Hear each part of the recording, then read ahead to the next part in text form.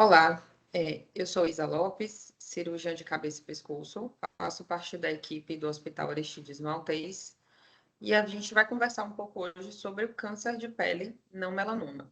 Por que que é importante a gente, né, trazer informação e esclarecer mais sobre o câncer de pele? É um tipo de câncer que ele é o mais frequente no país, né, a formação não melanoma, o Brasil tem uma estimativa de casos novos, né, por dados atuais, do triênio 2023 a 2025, de 220.490 casos novos. Né? É o mais frequente em todas as regiões, tanto no sexo masculino quanto no feminino. E a gente tem uma estimativa de que represente cerca de 30% de todos os tumores malignos registrados no país. Né? É mais comum após a idade de 40 anos. E quando a gente fala da região norte-nordeste, ele ocupa a segunda posição, sendo mais frequente em homens do que mulheres.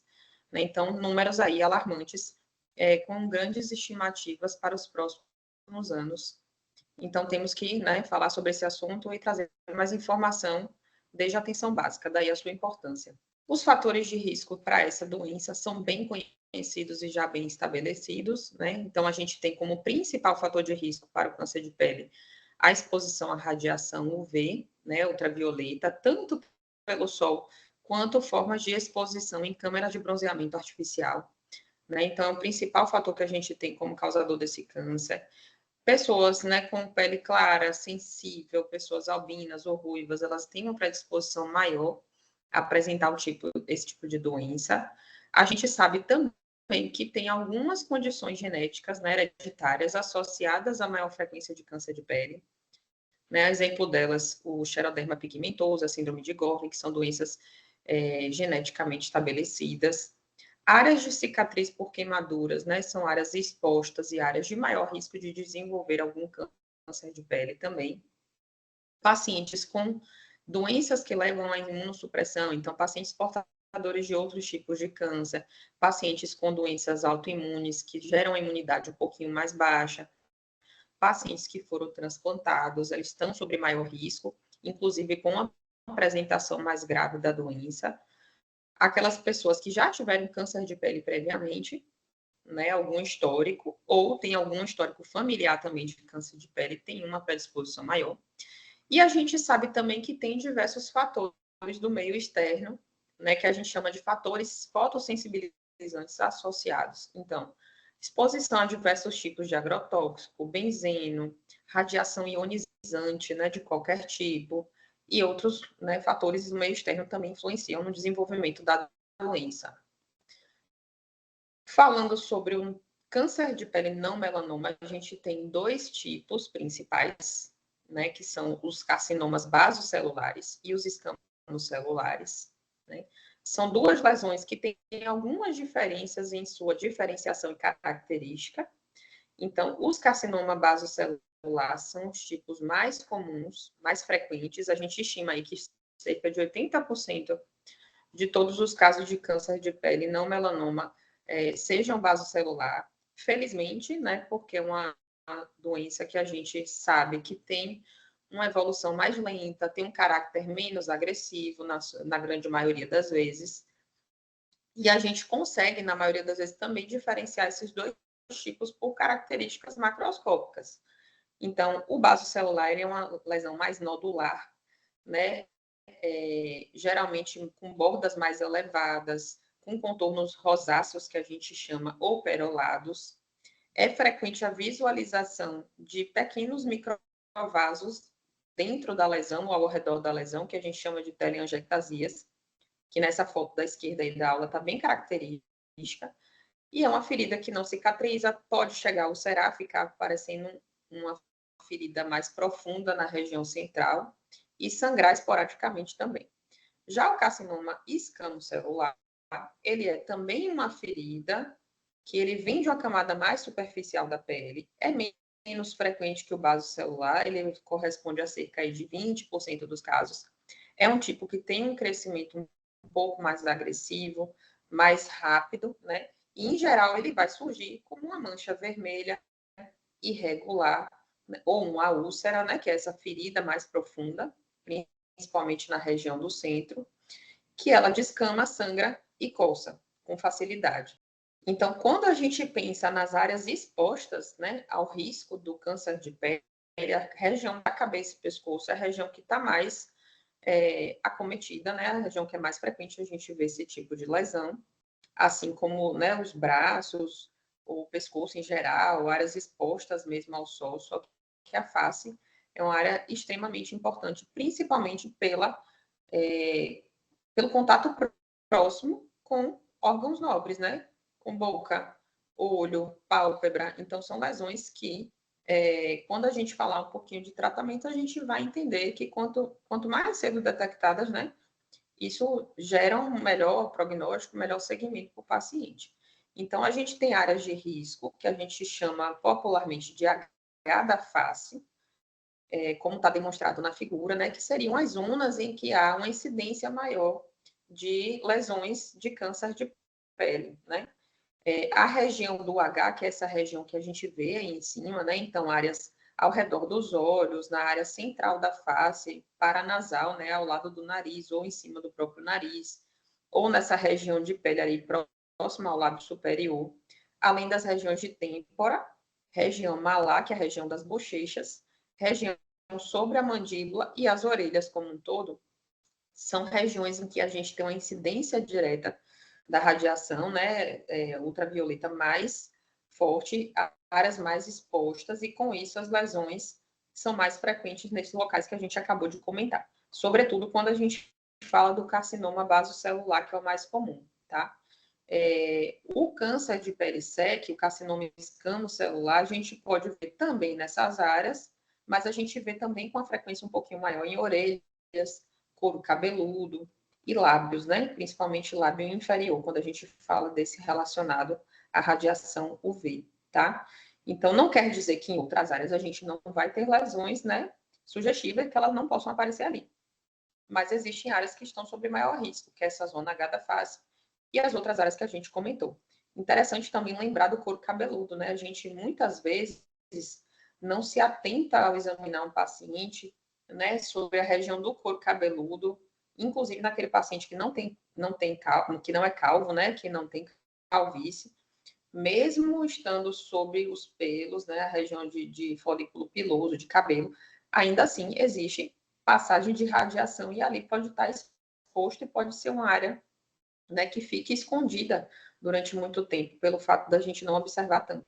Então, sinais e sintomas, como a gente já vem comentando, são principalmente aquelas feridas, nódulos, manchas ou úlceras que não cicatrizam, que podem sangrar esporadicamente, que podem apresentar coceira na área, né, prurido, e são aquelas lesões que persistem por mais de 3, 4 semanas. A gente já deve ter uma atenção maior para esse tipo de lesão, sobretudo se eu identificar que a lesão ela tem características, né, suspeitas ou características semelhantes às que a gente já comentou na hora de identificar uma lesão ou sugestiva de base celular ou escamo celular, tá?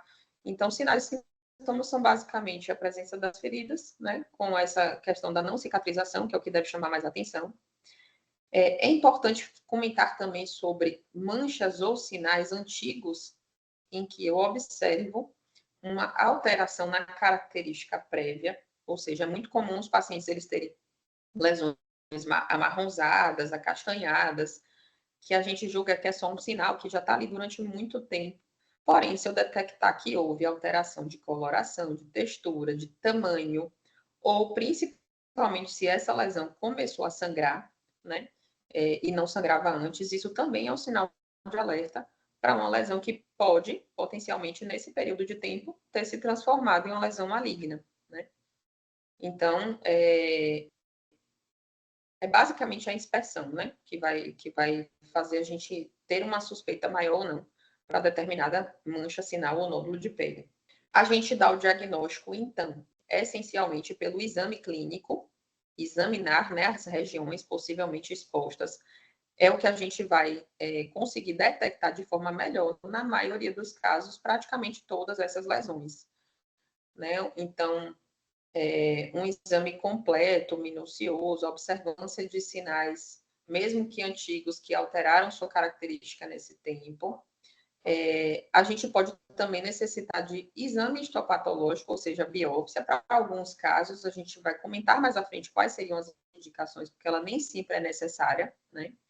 E a gente pode abrir mão, quando disponível, também da dermatoscopia, que é um exame mais detalhado, que deve ser feito por um médico com treinamento específico, na grande maioria dos casos, um dermatologista, mas pode ser feito por outros profissionais também, caso tenham tido o treinamento, que seria um exame com esse aparelho específico que está aí na aula, né, para exemplificar, em que a gente vai aumentar muito, né, essas lesões para que a gente consiga identificar melhor as características, tá? Então, a dermatoscopia é um exame que auxilia muito o diagnóstico de algumas lesões, principalmente aquelas lesões que não têm características, né, tão marcantes assim, ou lesões que deixam a gente na dúvida se aquilo é realmente um carcinoma basocelular, ou se de repente é uma lesão benigna, ou é um carcinoma mais pigmentado, em que eu preciso fazer uma diferenciação com melanoma, que é um tipo mais agressivo de câncer de pele.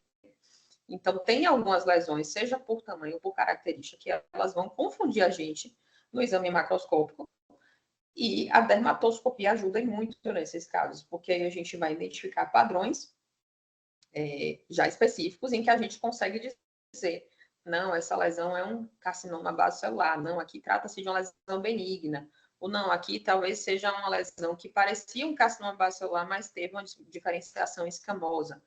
Então, é um exame que tem uma sensibilidade de 85% para esse tipo de avaliação, uma especificidade maior ainda, dados que, se comparados apenas a inspeção com o olho nu, aumentam muito a nossa chance de aceito e nossa chance de diagnóstico. Então, não é exclusivamente necessário, ou seja, eu não preciso da dermatoscopia para dar o diagnóstico da maioria das lesões de câncer de pele, mas, em alguns casos, ele vai ajudar muito a gente a fazer esse diagnóstico, essa diferenciação, e, quando disponível, deve ser sempre utilizado. Falando um pouquinho sobre a importância do diagnóstico precoce, né, de todos os tipos de cânceres, especialmente, né, do câncer de pele, né, o diagnóstico precoce, ele vem quando a gente aborda pessoas que tenham sinais ou sintomas iniciais da doença, ou seja, se eu identifiquei, né, um paciente que tem uma lesão, que eu acredite que possa ser suspeita, uma lesão de surgimento recente que necessite de avaliação, a gente precisa de que esse indivíduo ele seja, né, avaliado por qualquer profissional de saúde, mesmo na ausência do médico naquele primeiro momento, mas se eu identificar que é alguém sob risco, eu preciso direcionar para que a gente faça, né, um diagnóstico assertivo e a gente entenda se aquilo realmente se trata de uma lesão maligna ou não. E, assim sendo, direcionar esse paciente para o segmento de diagnóstico, tratamento, né, e o que virá em seguida. Então, a gente sabe que detecção precoce, sobretudo quando a gente fala de câncer de cabeça e pescoço, câncer de pele nessa região em que a gente pode ter outras áreas, né, próximas, contíguas, em que a gente vai levar a acometimento de áreas nobres, ou que a gente vai levar, né, a comprometimento de funcionalidade, principalmente que, quando a gente detecta precocemente essas lesões, a gente vai ter um aumento nas taxas de cura e melhores respostas ao tratamento. Então, no ponto de vista de saúde pública, a gente não tem recomendação de rastreamento oficial para câncer de pele não melanoma. Quando a gente fala de rastreamento, a gente está falando sobre exames específicos para a população em geral, né, ou campanhas específicas para a população em geral, porque a gente sabe que não existe benefício em fazer nenhum exame a mais, né, para detecção, ou aquilo não vai aumentar, né, taxa de detecção e cura. Mas a gente tem que estar atento justamente àquelas pessoas que já apresentam sinais e sintomas, tá? Então, o rastreamento de rotina não é recomendado, porém, detecção precoce, com certeza. Por que a gente fala, né, dessa importância, né, da detecção precoce, da avaliação desses sinais? Porque os tumores, quando eles avançam, eles requerem tratamentos muito mais complexos, né? Cirurgias, por muitas vezes maiores, mutilantes, que vão levar a comprometimento de alguma das funções, né, vitais, ou perda de órgãos nobres, além de tratamentos que diminuem muito, né, quando o paciente já não tem mais possibilidade cirúrgica, por exemplo, diminui muito taxa de cura e sobrevida a esse tipo de câncer, e isso aí é perfeitamente evitável se a gente consegue pegar a doença lá no seu início, né? Tratamentos menos invasivos, cirurgias menores, menos efeitos colaterais de tratamentos mais tóxicos, né?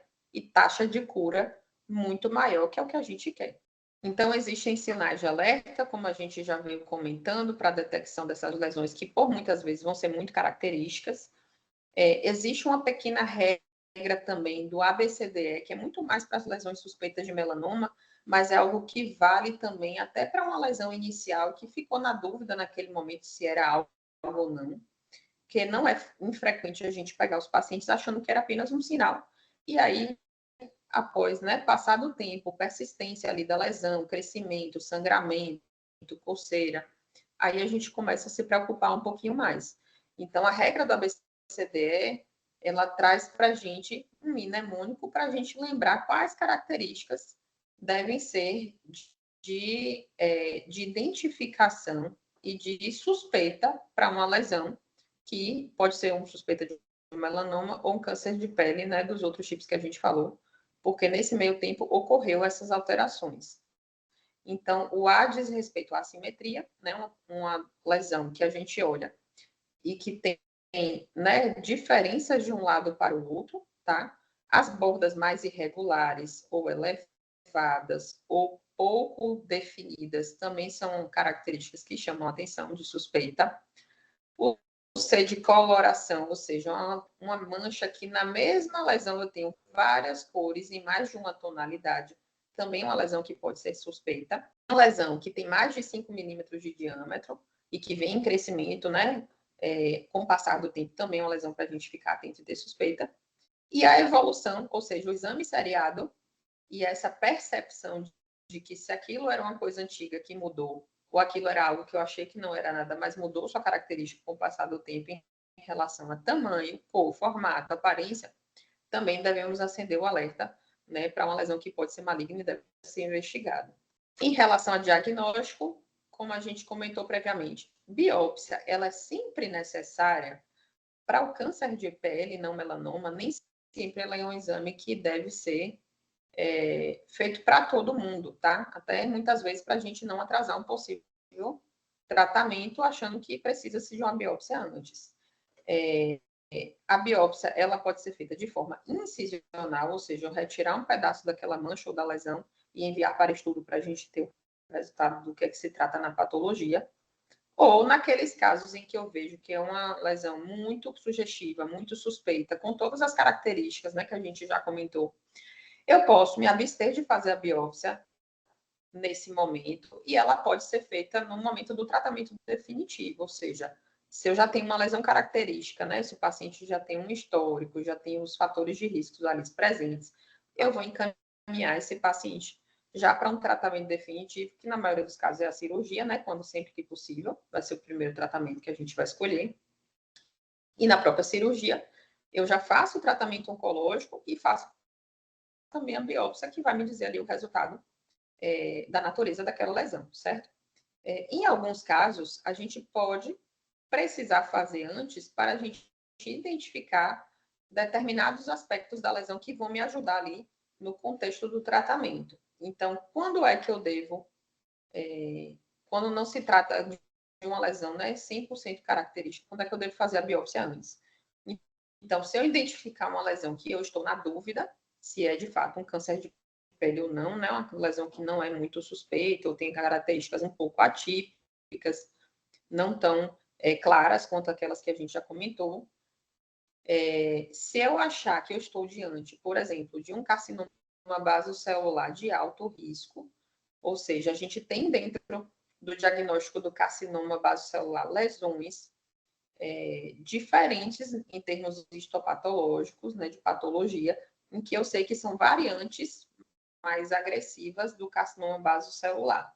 Então, se eu suspeito que é uma lesão de alto risco, é uma lesão mais infiltrativa, é uma lesão que pode ter um prognóstico um pouquinho pior lá na frente, eu posso precisar fazer biópsia para eu já me preparar para o tratamento definitivo, já para ser um pouquinho mais cauteloso. Então, se eu identifico uma lesão que é um subtipo um pouquinho mais agressivo do vaso celular, eu posso estar ali dando margens maiores, eu posso estar, tá fazendo uma avaliação ali intra e transoperatória um pouquinho melhor, já sabendo disso, tá?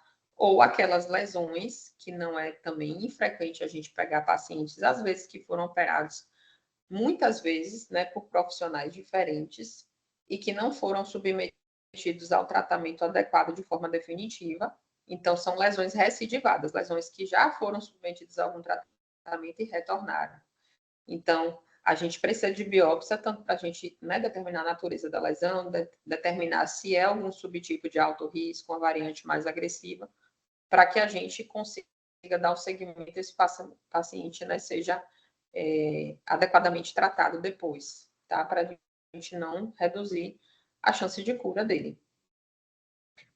Para falar de tratamento, a gente, enquanto cirurgião oncológico, a gente utiliza uma classificação em estadiamento para a gente entender em que momento, né, a gente deu o diagnóstico daquela doença. Então, habitualmente a gente usa o TNM, que é um sistema em que a gente classifica o tamanho do tumor primário, se esse tumor ele tem metástases locorregionais e metástases à distância. A gente usa isso muito para o CBC e o SEC da cabeça e pescoço. Então, tem uma classificação específica em que o T, né, ele representa o tamanho do tumor primário, tá? Então, a gente vai classificar ele de acordo com o tamanho inicial de diagnóstico. A gente vai classificar o N, que é se eu já tenho algum sinal de metástase locorregional para a região de face e pescoço.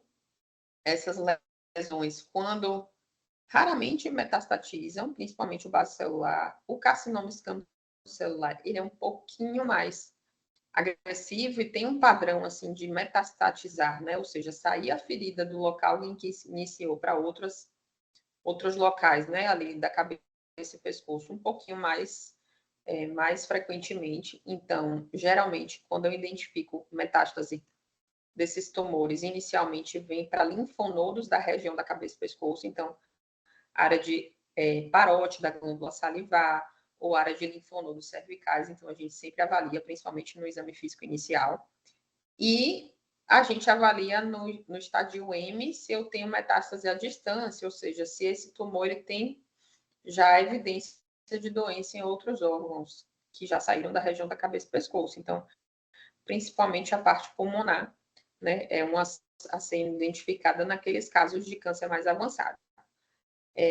Quem faz isso, esse estadiamento e essa avaliação já é o médico especialista, porque a partir dali ele vai definir tratamento inicial, extensão de cirurgia inicial, e se esse paciente vai precisar, depois do tratamento inicial com cirurgia, com algum outro tipo de tratamento complementar, com tratamento local ou tratamento sistêmico, que seria medicação, né, quimioterapia ou imunoterapia.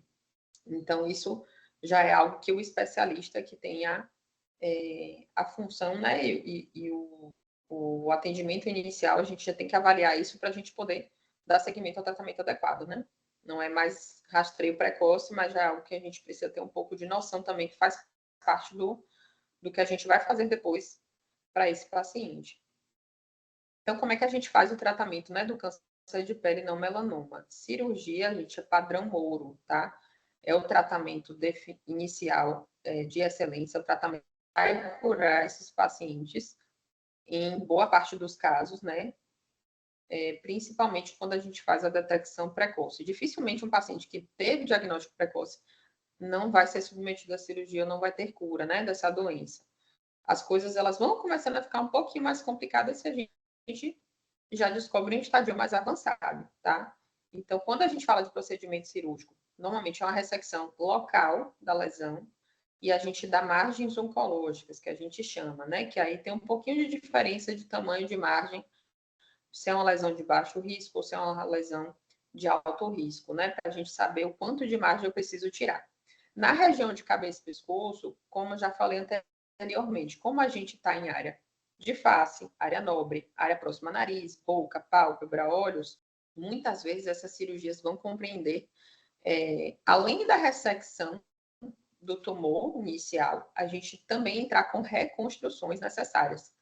Ou seja, a gente tem que tirar a lesão e reconstruir para que a gente não deixe defeitos macroscópicos nem funcionais na região da face do pescoço, tá?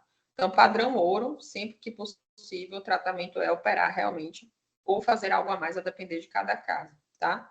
A gente também tem a cirurgia de Moyers, que é uma modalidade cirúrgica de um pouquinho mais diferente, mais detalhada, a ampliação dessas margens circunferenciais ali da lesão, que nem sempre está disponível, né? Uma técnica um pouquinho mais rebuscada do que a cirurgia convencional, porém uma técnica excelente, principalmente para aquelas lesões que têm recidiva ou aquelas lesões de alto risco, né? Já sabidas previamente serem de alto risco.